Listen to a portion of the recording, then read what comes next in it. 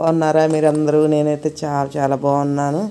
ఇవాళ కార్తీక సోమవారం లాస్ట్ ఈ వారం నేను మంచి రెసిపీ చేస్తున్నా. ఈరోజు చాలా బాగుంటుంది, కానీ కొందరికే తెలిసిద్ది, కొంతమందికి తెలియదు.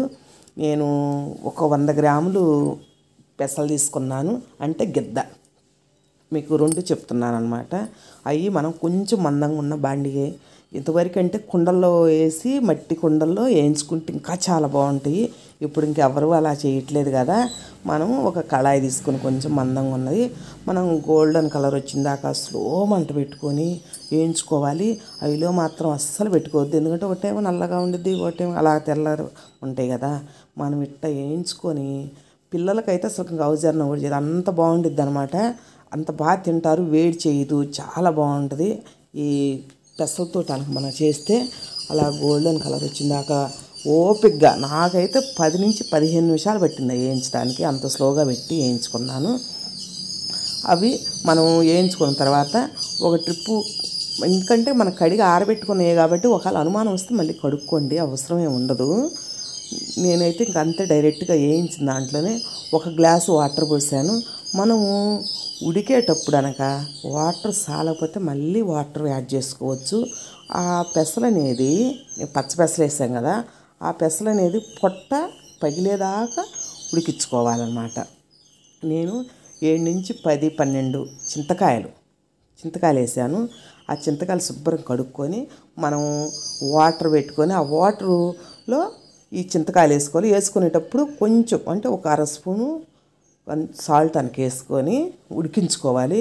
2 నిమిషాలు ఉడికిపోతాయి అన్నమాట చింతకాయలు. మళ్ళీ ఇంకా తాలింపు, నేనైతే 2 బెండకాయలు, 1 టమాటా, 1 పెద్ద ఉల్లిపాయ తాలింపు వేసాను. జీలకర్ర, ధనియాలు మన ఇష్టం, ఇంకా మనం పప్పుచారు ఎలా చేసుకుంటాం అలాగే చేసుకోవచ్చు. అట్టేసుకొని కొంచెం గోల్డెన్ కలర్ వచ్చిందాక అలా కలుపుకోవాలి. కలుపుకుంటూ ఉంటే కొంచెం మగ్గిపోతాయి, మరీ ఎక్కువ మగ్గితే మెత్తగా ఉంటాయి కదా, మీకు తెలుసు కదా. అందుకని చెప్పి మోయినంగా గోల్డెన్ కలర్ వచ్చిందాక కొంచెం కలుపుకొని అలా పెట్టుకొని మనం చింతకాయలు ఉడికించుకున్నాం, ఆరిన తర్వాతే మీరు అది పిసకాలి. మరి వేడి మీద పిసికారనుకో మనం చేయగలిద్ది. మనం శుభ్రంగా వడకట్టుకోవాలి, ఎందుకంటే ఆ చింతకాయలు మనం డైరెక్ట్గా ఉడకబెడుతున్నాం కదా, తొక్కొచ్చిద్ది అనమాట. ఇప్పుడు నేను ఎంత కప్పు అయితే పోసుకున్నా అంత కప్పు కంటే కూడా ఎక్కువ వచ్చింది. మీరు పులుపు చూసుకొని మీకు సరిపడా పోసుకోండి. మిగిలిందనుకో ఒక్కసారి పొంగు వచ్చిందాక ఉంచుకొని ఫ్రిడ్జ్లో పెట్టేసుకోండి. ఇంకొక నెక్స్ట్ రసమైన పెట్టుకోవచ్చు, ఏదైనా పచ్చట్లోనే వేసుకోవచ్చు. అంత చింతకాయ అంటే అంత బాగుండిద్ది అనమాట. ఇప్పుడు మనం ఎన్ని అని మనకు చింతపులుసుని బట్టి వాటర్ యాడ్ చేసుకోవచ్చు.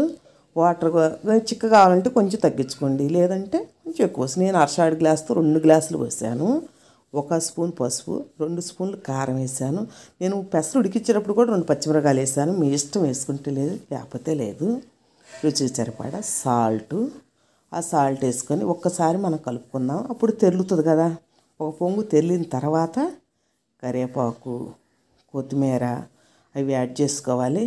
ఉడికినాయా లేదా అని మనం ఒకసారి 2 సార్లు చెక్ చేసుకోవాలి, ఎందుకంటే పెసరు కాబట్టి కొంచెం చిక్కబడుతుంటుంది. చూసుకొని మన కందిపప్పులాగా కాదు, ఇంగ వేసుకోవాలి. ఎందుకంటే